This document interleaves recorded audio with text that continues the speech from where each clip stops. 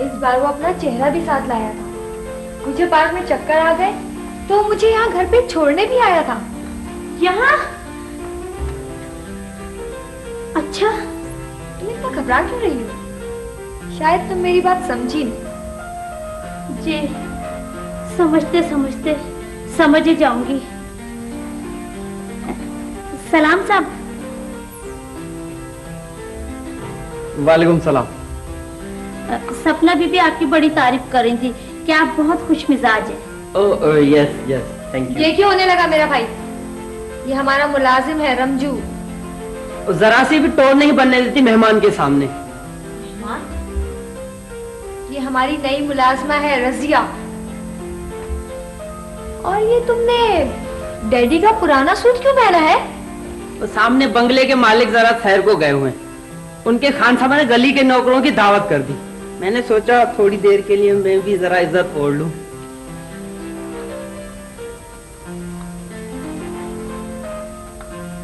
बड़े साहब को मत बताइएगा मैंने उनका सूट पहना। ठीक है जाओ। नालायक, बड़े साहब को मत बताइएगा। लो भैया भी आ गए। हेलो सपना। हेलो। ये कौन है? रजिया, डैडी ने नई मुलाजमा रखी। ओहो अच्छा अच्छा, ग्लैड टू मीट यू। भैया ये आप गाल क्यों चला रहे हैं? वो आज एक लड़की का हाथ देख लिया था। आप नजूमी भी हैं?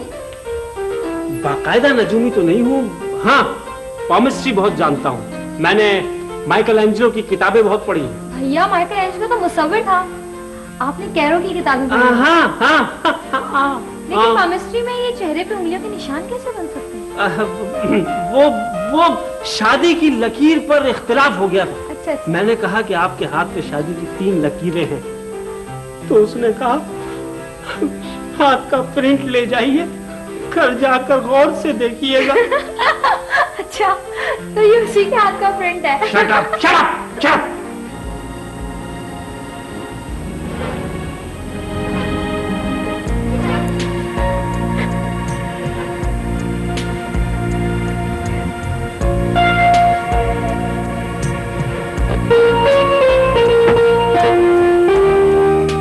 वाले आते पकने परोठे, तिछड़े आती अग न बले, तिछड़े आती अग न बले।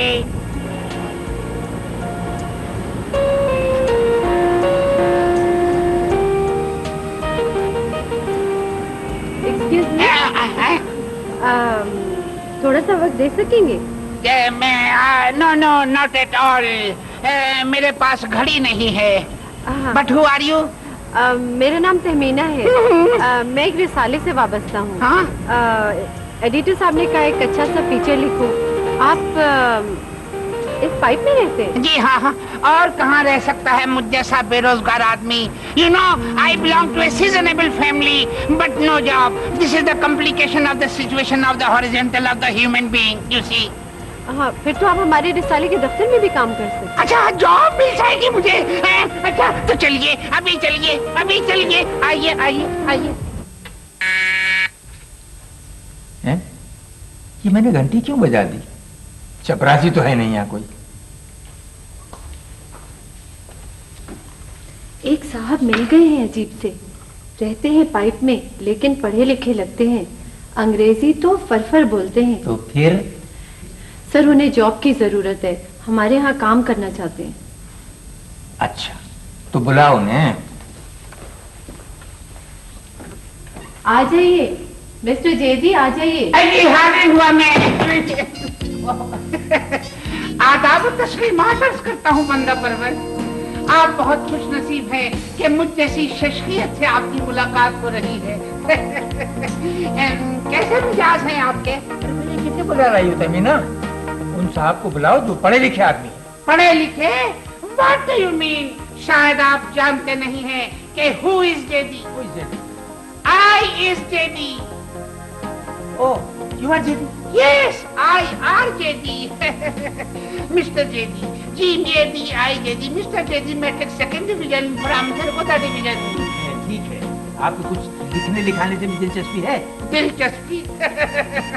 अरे पूरे 8 साल तक दीवारों पर इश्तेहार लिखता रहा हूँ मैं। जी हाँ, काली खांसी का शर्तिया इलाज, हकीम बब्बन का जुशाना पीजिए आज। क्या आपको हैजा हो चुका है? हो चुका है यकीनन। हकीम बब्बन से मिलिए फौरन। और एक फिल्म का इश्तेहार तो क्या कहने, वो इश्तेहार ये था कि आप जी देखो, प्यार मोहब्बत और जंगो जदल से भरपूर शाहकार, गन्स ऑफ नेवरॉन उर्फ हिटलर का प्यार। और एक इश्तेहार तो ऐसे मजे का था। बस बस बस, लिखने लिखाने से मेरा मतलब था राइटिंग, फीचर राइटिंग, लिटरेचर और पोइट्री वगैरह। अच्छा अच्छा, भाई मुझे तो बहुत ही दिलचस्पी रही है पोल्ट्री से। आपका मतलब है पोइट्री? जी जी जी हाँ, यही चीज थी। मैं तखल्लुस के साथ शायरी किया करता था। मेरा तखल्लुस था मिस्टर जेडी अफसोस खरड़िया वालवी। अफसोस? ये क्या तखल्लुस हुआ? दरअसल मैं जब अपने अशार पढ़ता था तो लोग कहते थे अफसोस अफसोस, बस मैंने यही तखल्लुस रख लिया, अफसोस। एक शेर अर्ज किया है, कहिए इरशाद। शुक्रिया। अर्ज किया है, प्यार किया था क्यों अब रात को तारे गिन।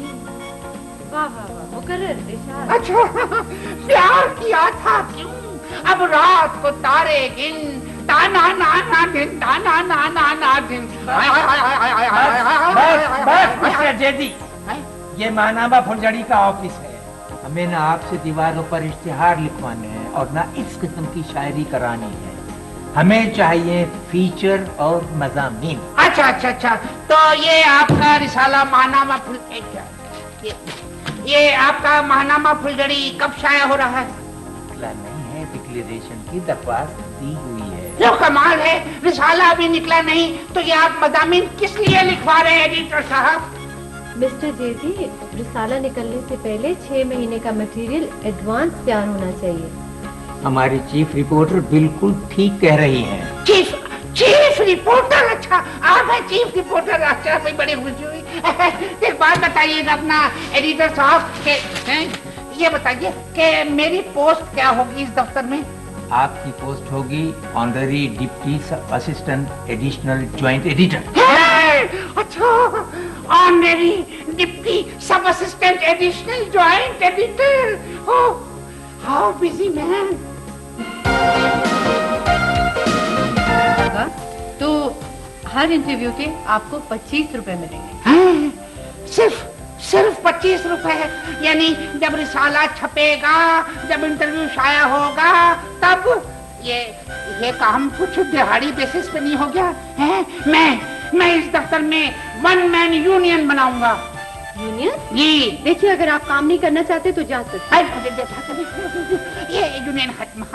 क्यों नहीं भाई, काम होगा, जरूर होगा। इंटरव्यू करेंगे, हम जरूर करेंगे।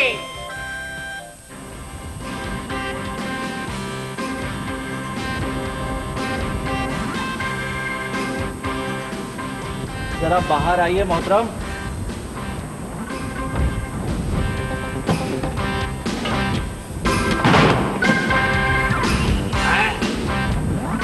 आपने मुझसे पूछा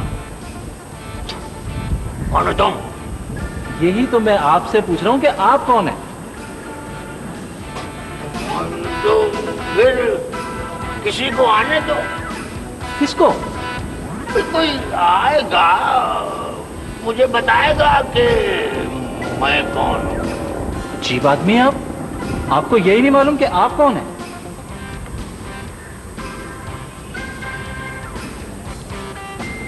मैं सिर्फ इतना जानता हूँ कि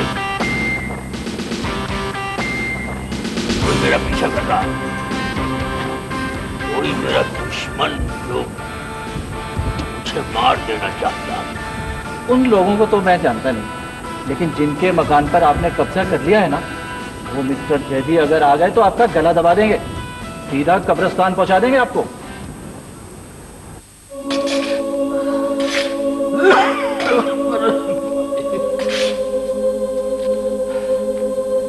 कमाल है, रिसाले वाले ने कहा था कि मैंने आना है, उसने पर्चा भेज के टाइम लिया था।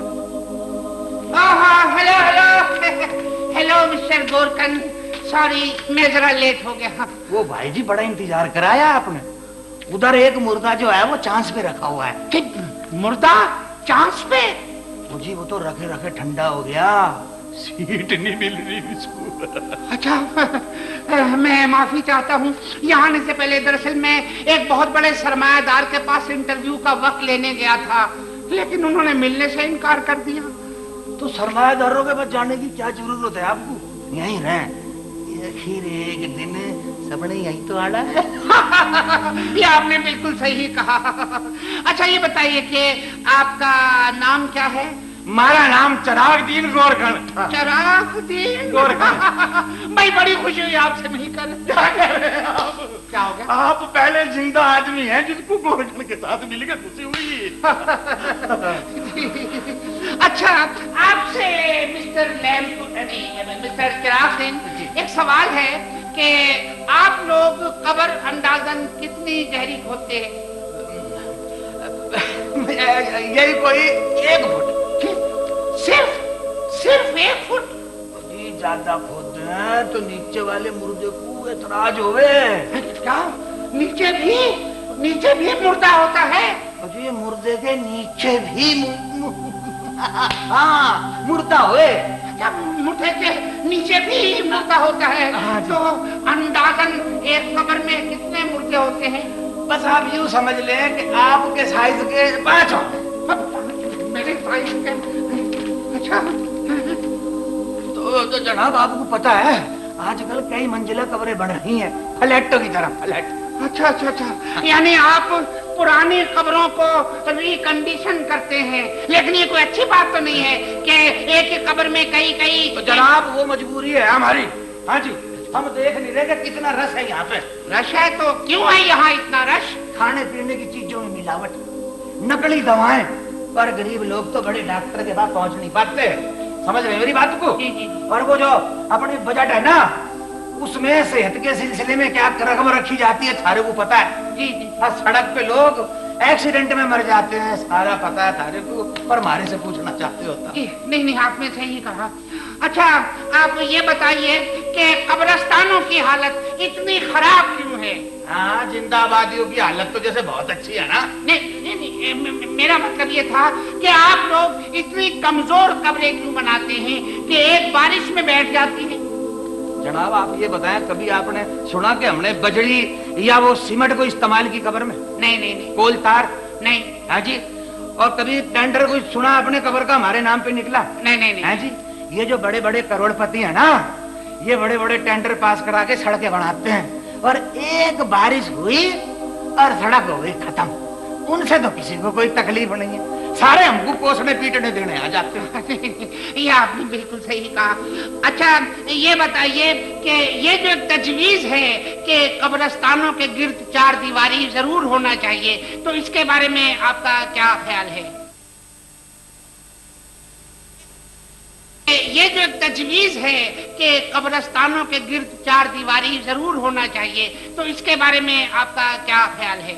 ना जी ना, इसकी तो जरूरत ही नहीं है। जरूरत नहीं? क्यों जी? यहाँ से किसी की मजाल है जो बाहर निकलेगा। अच्छा, किसी की मजाल नहीं। और कब्रिस्तान जो है वो वाहिद ऐसी जगह है कि जो अंदर वाला है वो तो बाहर नहीं जाएगा, ना वो जा सकता है, लेकिन जो ये बाहर वाला है ना, वो भी अंदर नहीं आना चाहता। हाँ जी। अच्छा। जी। अच्छा एक बात बताएं कि ये कब्रिस्तानों में इतना अंधेरा क्यों होता है? यानी कि खंबे तो होते हैं लेकिन उनके बल्ब नहीं जलते हैं। Load shedding? लोड शेडिंग यहाँ भी होती है? वो जी कहाँ नहीं होती, बहुत से लोगों को परेशानी है इसकी वजह से। हाँ जी, अभी परसों एक साहब यहाँ अंधेरे में आए अपने बाप की कब्र पे फातिया पढ़ने के लिए, पड़ोसी की कब्र पे फूल रख के चल दिए। अच्छा मिस्टर चिरागदीन, अब आपसे एक आखिरी सवाल है। आप लोगों के बारे में एक बहुत शिकायत आम है कि गोरकन कब्रों के पैसे बहुत ज्यादा लेते हैं। क्या बात कर रहे हैं जी आप? आप हमारे को आजमा के देखें, हम तो बहुत ज्यादा रियायत करते हैं, एक चांस तो दें आप हमको। क्या है? कमाल कर रहे हैं, सुने मेरी बात, आप 2 बड़ी कब्रें खुदवाएं तो एक छोटी कब्र फ्री। हाँ, छोटी कब्र बड़ी कब्र, यार ये क्या बात कर रहे हैं आप? यानी कि मुझे आप कब्रों में यानी कि कमाले हैं, तो तरीका ये बैठे रहने से किराए का मकान मिलने से तो रहा। सुहेल, मैंने तुम्हें कहा था ना कि किसी प्रॉपर्टी डीलर से राब्ता करो। वो अनवर का एक दोस्त है अब्दुल बाकी, उसने स्टेट एजेंसी का काम शुरू किया लेकिन उसका काम ही ठप हो गया। वो एक ही प्रॉपर्टी डीलर है पूरे शहर में। ये कौन जाहिल है, इसको दरवाजे पे कॉल बेल नजर नहीं आ रही क्या? ये दूध वाला जो है ना, हमेशा दरवाजा ही खटखटाता है। आ जाओ भाई। आप कौन है? आप में से चेचक की मरीजा कौन है? मैं तो नहीं है मरीज। अब देखिए जनाब, अगर आप हॉस्पिटल वालों की तरफ से आए हैं तो आपकी इत्तला के लिए अर्ज है कि वो आंटी जिनको चेचक निकली थी वो यहाँ से जा चुकी है। हाँ, और अब ये घर बिल्कुल साफ है। हमने एक एक जरासीम पकड़ के उसको गला दबा दिया। Now it is neat and clean. Yes. चलो, शुक्र है। अब जरासीम से हिफाजत करने की तो मुझे कोई जरूरत नहीं है। आप कौन से जरासीम है? माशाल्लाह। मैं हैबत हूँ और ये मकान खाली करवाने आया हूँ। अच्छा, बड़ी खुशी है आपसे मिलकर, लेकिन हम जानते नहीं आपको। रियाजुद्दीन साहब को तो जानते हो ना, उन्होंने ही मुझे भेजा है कि हैबत तुम ये मकान खाली करवा के वापस आना। उन्होंने वापसी की शर्त क्यों लगा दी? चाबियां देने के लिए। लिहाज में बिल्कुल नहीं करता, बड़े बड़े किराएदारों को मैं दौड़ा चुका हूँ।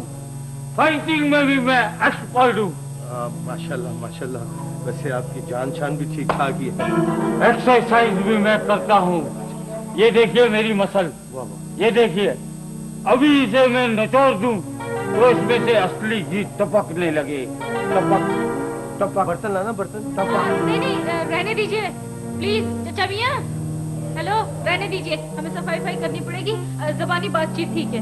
मैं यहाँ पे बातचीत करने नहीं आया हूँ। फौरन मकान खाली कर दीजिए, वरना इस घर की ईंट से ईंट बजा दूंगा। देखिए मामूजान, प्लीज 15 दिन का नोटिस दिया था और नोटिस की मुद्दत खत्म हो गई।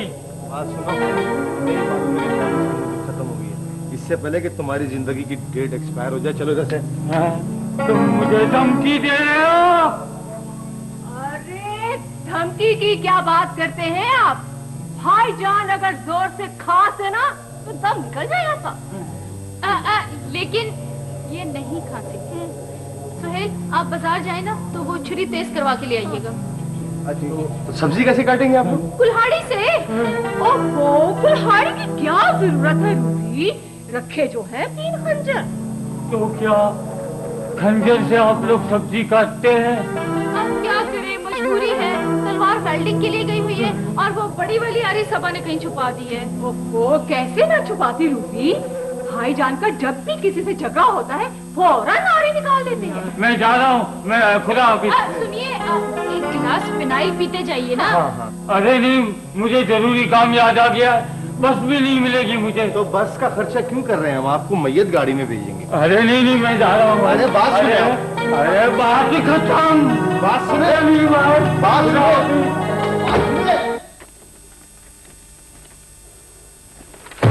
कहता हूँ निकल जाओ। है क्या हो गया? निकल जाओ इस दफ्तर से।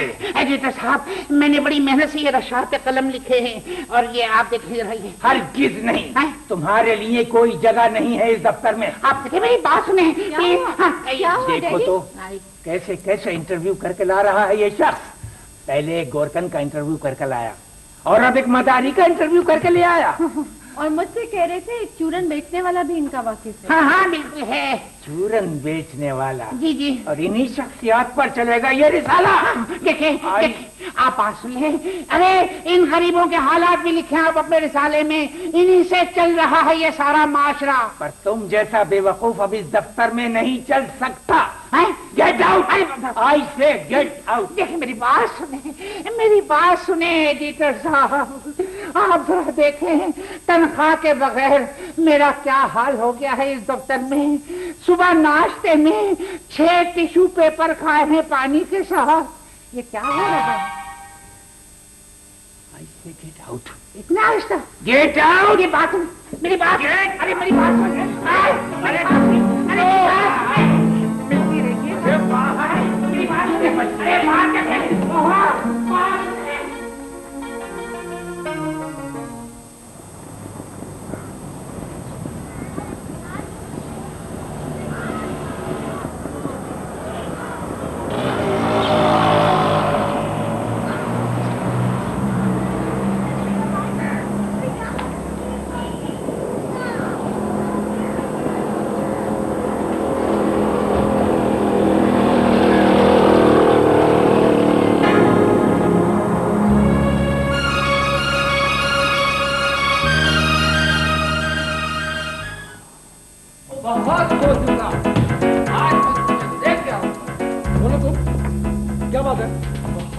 सरकार साहब, आज बात साफ होगी। मैं पूछ रहा हूँ कौन हो तुम, क्या बात है? वो नुक्कड़ में सफेद बंगले में जो नए किराएदार आए, मैं उनका मुलाजिम हूँ। तुम्हारा मेरे बेटे से क्या झगड़ा है? मेरा कोई झगड़ा नहीं है, असल झगड़ा तो मेरे साथ का होगा। क्यों होगा भाई? छोड़ो उनका हाथ। हटा। ये समझते नहीं है, अभी इनको पता नहीं है कि मैं कितना हाथ छोड़ किस्म का इंसान हूँ। मेरे दोनों हाथ बिजी करके समझ रहा है कि मैं दो लत्ती नहीं मार सकता। आज तुमने कोई नई हरकत की है। काफी दिनों से हरकतें हो रही हैं साहब। ये जब गाड़ी में हमारे बंगले के आगे से गुजरते हैं तो गाड़ी रोक के खूब हॉर्न बजाते हैं और चले जाते हैं। सायरा बीबी ने शिकायत कर दी अपने डैडी को। क्या? सायरा नाम है? सायरा साहिबा को गलतफहमी भी हो सकती है। भैया, मैं सायरा को जानती हूँ, बहुत अच्छी लड़की है, बिला वजह शिकायत नहीं कर सकती। बड़े साहब ने मुझे हुक्म दिया है कि बात आगे बढ़ने से पहले आप तक पहुंचा दी जाए, ताकि बाद में शिकायत ना हो हमसे। ठीक है, जाओ।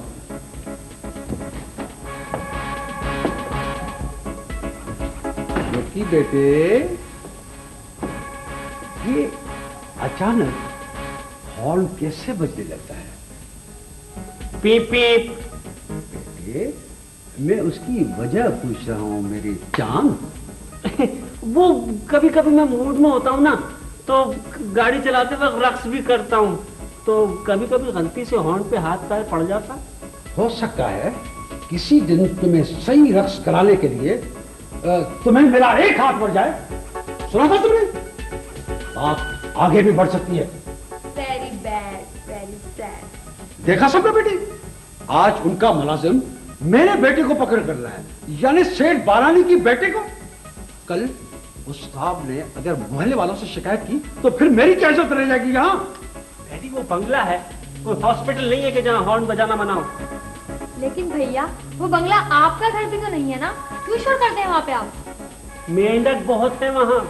मेंढक, अगर चलती गाड़ी के सामने अचानक कोई मेंढक आ जाए तो क्या मैं 3-4 हॉर्न भी ना बजाऊं? मैं बहुत अच्छी तरह से जानता हूं तुम्हारी ट्रैफिक की मुश्किलात। अगर तुम्हारी फिर कोई शिकायत आई ना तो हॉस्टल में दाखिल करा दूंगा तुझे, समझे? टैक्सी में सो गई थी तुम, दिमाग ठिकाने नहीं था तुम्हारा। क्यों बार बार ताने दे रहे हो? हो गई मुझसे भूल, अब मैं क्या करूं? हो गई भूल, अब बेटी की शादी भी भूल ही जाओ।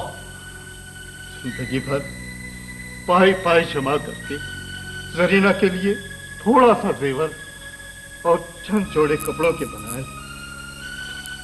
तुमने बेटी का सारा जज तबाह कर दिया। क्या खबर, वो टैक्सी ड्राइवर सब चीजें लेकर ही आ जाए। अस्सलाम वालेकुम। वालेकुम अस्सलाम। अरे भाईजान, ये ब्रीफकेस किसका है? एक औरत बैठी थी टैक्सी के अंदर, जाते वक्त भूल गई। तो आपने उन्हें वापस कर दिया होता? तो मुझे पता ही कब था, वो तो मैं घर के पास से गुजर रहा था, मैंने सोचा चलो खाना खाता चलूं। जब गाड़ी रोकी तो ये नजर आया। अब उस औरत को भी ढूंढना पड़ेगा। खैर तुम ये बताओ कि खाना किन मराहिल में? खाना बहुत दुश्वार है, क्योंकि इस वक्त रूबी किचन में खाने के तजुर्बात कर रही है। थोड़ी देर लग जाएगी। आप कहें तो मैं आपके लिए चाय ले आऊं? हाँ ठीक है। ठीक है, मैं अभी आई।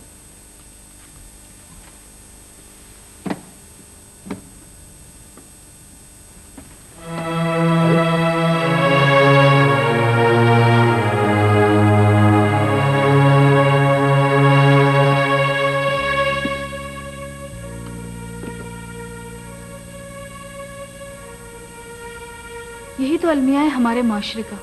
न जाने कितनी बहनें और बेटियां सोने के जेवर का इंतजार करते करते खुद उनके अपने बालों में चांदी के तार चमकने लगते।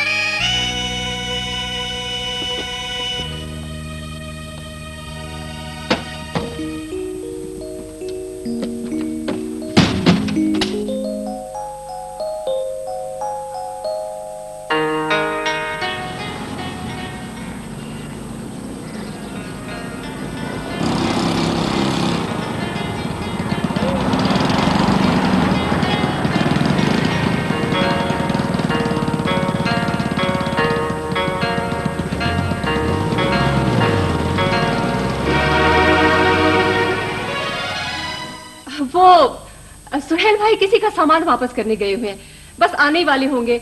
मैं आपके लिए चाय ले आऊं? नहीं नहीं भाई, कोई तकलीफ नहीं, अब मैं खाना ही खाऊंगा। हाँ सबा, हाँ देखना जरा, ये नमक है या सोडा ये? अरे आप, मैं तो सोच भी नहीं सकता था आप यहाँ। जी कौन है आप? यानी कि एक्सक्यूज मी, आप तो मुझे ऐसे हैरानी से देख रही हैं जैसे मैं कोई आसमानी मखलूक हूँ। आपने मेरे कमर्शियल स्टूडियो में एड की शूटिंग की थी। कब, क्यों, कहाँ? सबा, कौन है ये अजीब सा आदमी? ये संजू के भाई है, सुहेल भाई के दोस्त, कमर्शियल फिल्में डायरेक्ट करते हैं। हाँ ठीक है, लेकिन ये मुझसे फ्री क्यों हो रहे हैं? मैं किसी अजनबी को इजाजत नहीं दे सकती कि वो अपने प्रॉपर इंट्रोडक्शन के बगैर मुझसे यूं मुखातिब हो।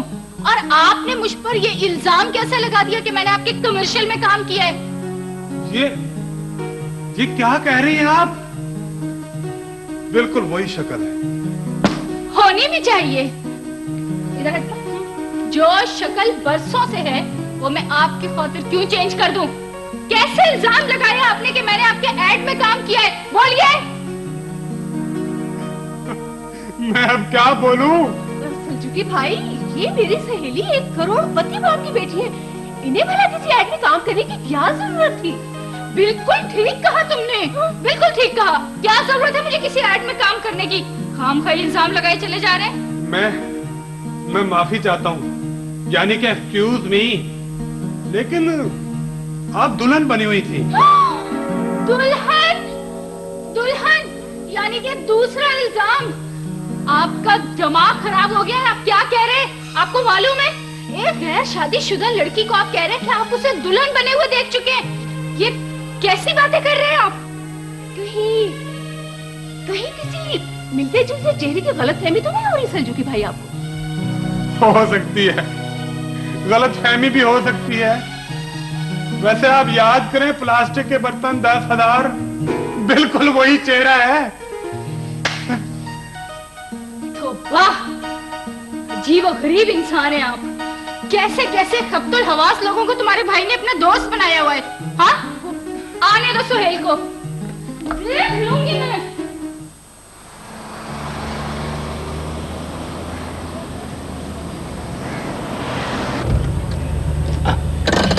देखिए बड़ी मियाँ, मैं टैक्सी इसलिए नहीं चलाता कि किसी गायब और दिमाग आदमी को लेके पूरा शहर घूमता रहूं। मुझे फौरन कहीं पहुंचना है।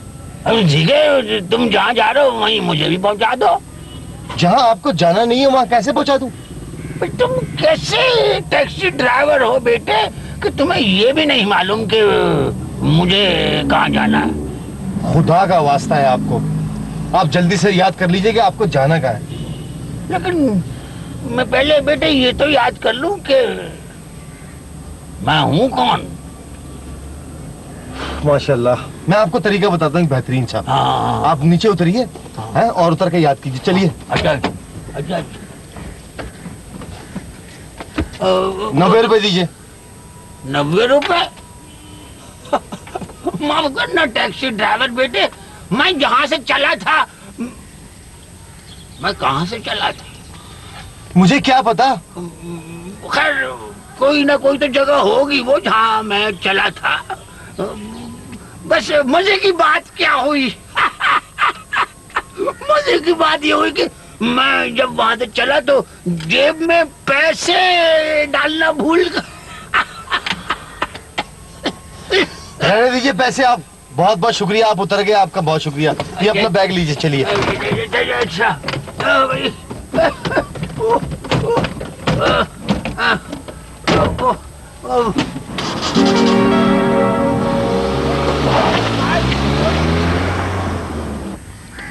मैं ये किससे पूछूं कि मुझे जाना कहाँ है?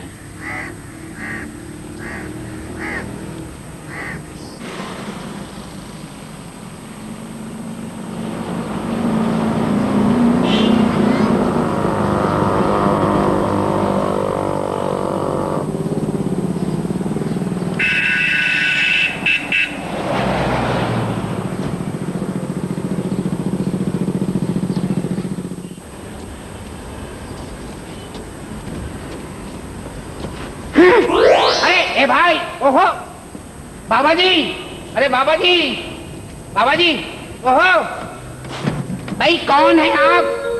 ये मेरा घर है, मेरा घर है। आपने दिन दिहाड़े कब्जा कर लिया है? चले निकले यहाँ से। अच्छा, ये आपका घर है? भाई मेरा घर है, जाएं आप अपने घर, चलें। तो मेरा घर कहाँ है? भाई मुझे क्या मालूम आपका घर कहाँ है? चलें अपने घर जाएं, जाएं। ठीक है, चले जाते हैं, चले जाते हैं। इसमें नाराज होने की क्या बात है? चले जाते हैं, चले जाते हैं।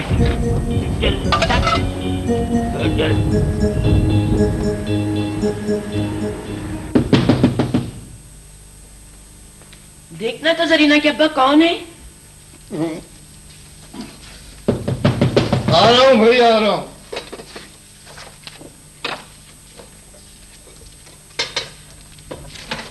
कौन है भाई? अंदर आ जाओ। अस्सलाम वालेकुम। ये कासिम साहब का घर ही है? जी। आप कौन? मैं। अरे तुम, मुझे यकीन था बेटे कि तुम जरीना के जेवरात, कपड़े वगैरह लेकर जरूर आओगे। ये लीजिए। अल्लाह का शुक्र, ईमानदारी अभी भी जिंदा है। कोई बात नहीं, मेरा फर्ज था। ये बक्सा हमारा तो नहीं है। ये सामान कैसे बदल गया? नहीं भाई, ये हमारा बक्सा नहीं है। देखिए, मैं आपका हुलिया बता के बड़ी मुश्किलों से यहाँ ढूंढता ढूंढता पहुंचा हूँ, और ये बहुत अच्छा किया जो तुमने हमारा मकान ढूंढ लिया, मगर हमारा बक्सा कहाँ? मैं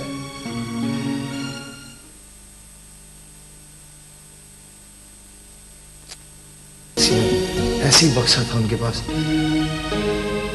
जरूर वो ले गए। आप लोग फिक्र मत करें बिल्कुल भी, मैं आपका सारा सामान ढूंढ तक आपको पहुंचाऊंगा, बिल्कुल फिक्र न कीजिएगा।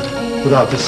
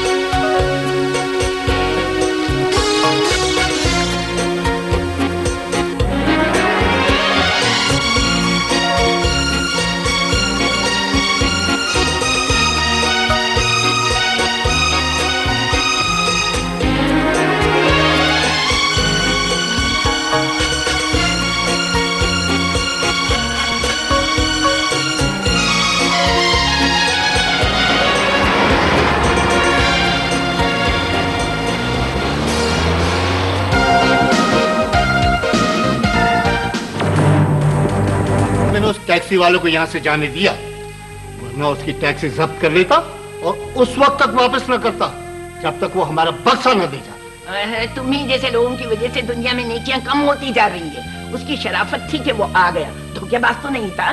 ये तुम्हें कैसे मालूम? अगर धोखेबाज होता तो वो हमारा घर ढूंढते हुए यहाँ ना आता। ये हमारी गलती से हमारी बच्ची का बक्सा कोई और ले गया। हम कैसे टैक्सी वाले का क्या कसूर है? इंस्पेक्टर साहब, यकीन कीजिए इसमें मेरा कोई कसूर नहीं है। मैं तो वो अटैची केस वापस करने जा रहा था जिसमें उस गरीब औरत की बेटी के जहेज के कपड़े और जेवरात वगैरह थे। कसूर इस बात का है कि उस गैर दिमाग बूढ़े को अटैची केस क्यों ले जाने दिया? तो सोच भी नहीं सकता था कि वो अपना अटैची केस छोड़ जाएगा और दूसरा ले जाएगा। दोनों एक जैसे थे, बिल्कुल इस तरह के, और इस बात पर मैंने गौर नहीं किया था। गौर ना करने से आदमी फंस सकता है ऐसे मामलात में। मुझ पे शक कर रहे हैं और ये समझ रहे हैं कि मैंने वो जहेज वाला अटैची केस गायब कर दिया। नहीं, जो टैक्सी ड्राइवर उस गरीब औरत के घर तक पहुंच गया, बाद में वो थाने आ गया, मैं उस पर शक नहीं कर सकता, मगर तुमसे कोताही जरूर हुई है। क्या करूं इंस्पेक्टर साहब, आप प्लीज जल्दी से उस बाबा को तलाश कर लीजिए, वरना मैं मुश्किल में फंस जाऊंगा। मैं पूरी कोशिश करूंगा कि वो खफ्तुलवाद बाबा मिल जाए। अगर मिल गया तो तुम्हारी ईमानदारी के बायस मैं महकमे से सिफारिश करूंगा कि तुमको इनाम दिया जाए। मगर इंस्पेक्टर साहब, मैंने किसी इनाम की खातिर ये नेकी नहीं करनी चाहिए थी। अगर एक ईमानदार टैक्सी ड्राइवर की हौसला अफजाई की जाए तो दूसरों के लिए एक अच्छी मिसाल बन सकती है। काश इस महकमे में आप जैसी और भी मिसालें हों। प्लीज इंस्पेक्टर साहब, आप जल्द अज जल्द वो अटैची की केस तलाश करवा लीजिए। ये क्या हो गया? वो बाबा कहाँ चला गया? जाते जाते अपना अटैची केस यहीं छोड़ गया। कहीं इसमें बम न हो।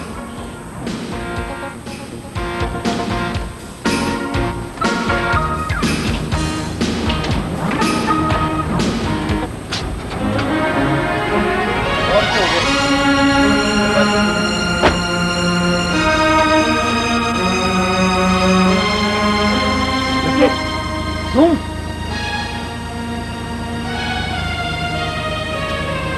माफ कीजिएगा, टैक्सी खाली नहीं है।